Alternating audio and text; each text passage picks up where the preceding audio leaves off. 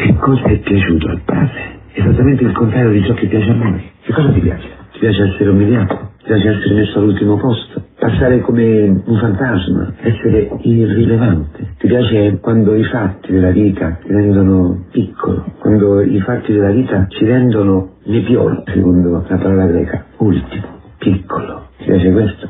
Non mi piace. Non piace a un bambino, figurati. Io sono grande. Quanti bambini lo dicono? Cosa piace a Dio? A Dio piace l'essere più piccolo della terra. A Dio piace il suo figlio.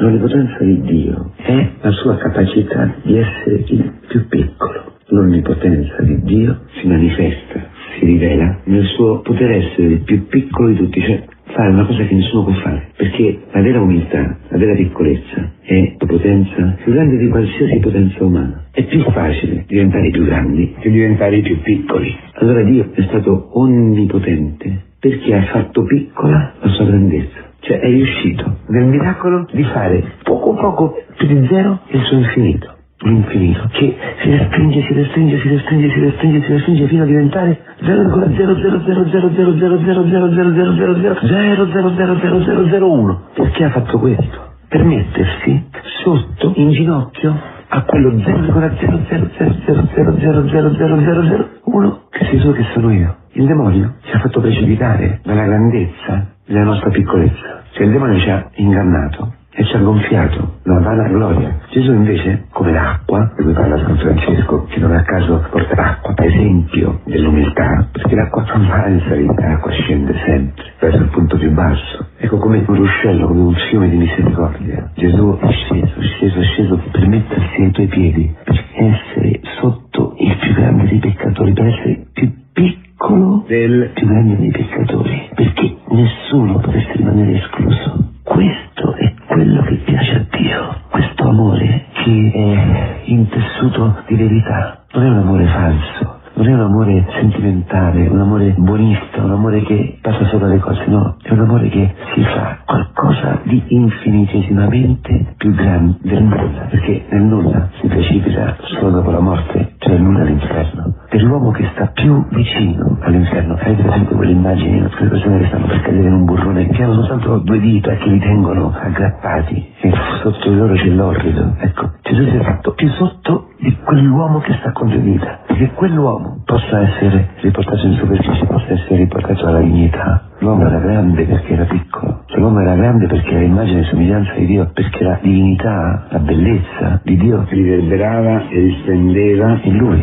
proprio perché creatura, proprio perché piccolo, perché capace di accogliere tutto Dio, tutta la sua potenza. Avendo voluto fare da solo, ingannato dal demonio, ha perduto questa prerogativa ed è paradossalmente caduto giù. Ecco, tu ed io, questa soglia di avvento, siamo in quella situazione, con questa mano che ci sostiene dall'orrido, forse quel rapporto con quella persona, forse la tentazione della carne, la tentazione del denaro, la tentazione di farti giustizia, di chiudersi alla vita, o se ti ha chiuso la vita, la tentazione di giudicare, continuare a giudicare quel fratello, i tuoi genitori, la tentazione di chiuderti nel tuo egoismo. E lì, e il demonio è lì sotto a spalancare le sue fauci per azzannarti e trascinarti nell'orrido, nel buio, nel non senso, dove si perde la dignità, dove si perde la pace, dove si perde la felicità. E lo fa con l'orgoglio, sollecitando la superbia dei pensieri mondani, dell'intelligenza carnale, della sapienza mondana, che sono intelligenza e sapienza sataniche. Di fronte a quella situazione, di fronte a quella relazione, ti spinge a crederti Dio, che tu capisci meglio di tua moglie, tu capisci meglio dei tuoi genitori, tu capisci meglio di Dio che cosa è buono per te. I sapienti, gli intelligenti, a cui è sottratta la possibilità di riconoscere e accogliere il Messia, Dio con noi, l'Emmanuele, perché Dio così vuole, perché questo è il suo cuore, sottrarre alla tua parte superba e pagana e mondana la visione del suo figlio Gesù Cristo,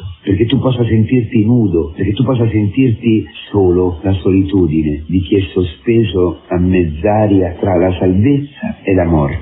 Per questo in Avvento noi attendiamo, cioè siamo tesi, secondo l'etimologia della parola, tendere a qualcosa, tendiamo alla salvezza, tendiamo a una mano che ci tiri fuori, tendiamo al Messia, a Cristo che si fa carne, la nostra debolezza, che ci viene a prendere laddove noi siamo quasi fagocitati dal pensiero satanico che ci occulta il discernimento, che ci impedisce di vedere l'amore di Dio nella nostra vita e nelle persone che sono accanto a noi come un'occasione per sentirci fortificati per amare, per offrirci. Allora tutta la nostra sapienza è mondana, tutta la nostra sapienza è una sapienza illusoria. Pensiamo di capire, pensiamo di sapere e non sappiamo nulla. Pensiamo al denaro, pensiamo al nostro futuro, progettando, sforzandoci, brigando, come dice la scrittura, che l'empio, cioè quello che ha dimenticato Dio, quello che si è fatto Dio, sul suo giaciglio non riposa come non riposiamo noi, perché sempre sta tramando per avere successo, per riuscire, spesso a scapito dell'altro, magari neanche così direttamente, ma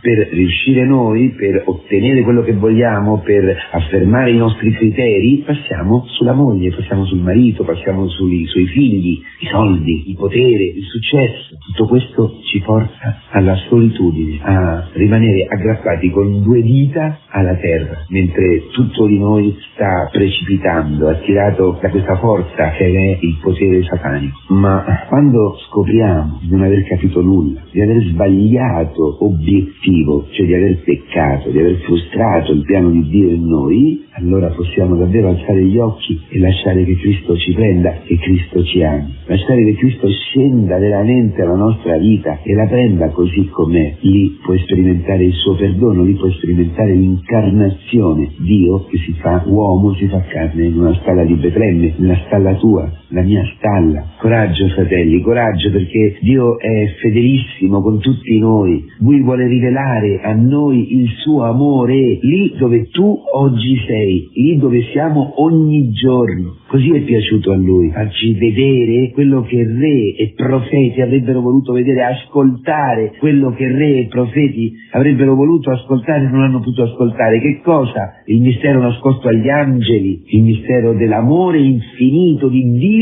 che si fa carne, che si fa Messia in carne e ossa, cioè Salvatore, cioè unto del Padre per accoglierti, perché tu possa accettare tutto della tua vita, tutto della tua persona, le tue contraddizioni, le tue debolezze, quelle degli altri, lasciandoci cadere giorno dopo giorno nel suo amore. Questo è l'Avvento, questa è la vita cristiana. Allora accogliamo la nostra vita come un cammino che ci conduce a questo limite che ci separa dal vuoto. Cioè ci sono i fatti anche dolorosi, anche malattie, anche appuntamenti ingiusti, forse ingiusti, che però ci mostrano quello che veramente c'è nel nostro cuore, nel nostro orgoglio, che lo purificano. Allora l'Avvento per noi oggi significa l'umiltà, che è verità. Su questo tempo di Avvento, con i sacramenti, con la confessione, con la preghiera, lascio che mi abbracci, sperimenterò la stessa gioia, la stessa esultanza nello Spirito Santo di Gesù, che è la stessa gioia del Padre, cioè che noi come bambini piccolissimi accogliamo tutto dalle mani di nostro Padre come un regalo inaspettato. Avete presente quei bambini quando gli fanno dei regali, loro rimangono con quelle facce così? Ecco, questa è la gioia del Padre, che tu possa accogliere tutto come un dono, anche la croce, dove si rivela l'amore di Dio, ciò che umilia il tuo uomo vecchio, lo uccide e ti fa rinascere con Cristo a vita nuova.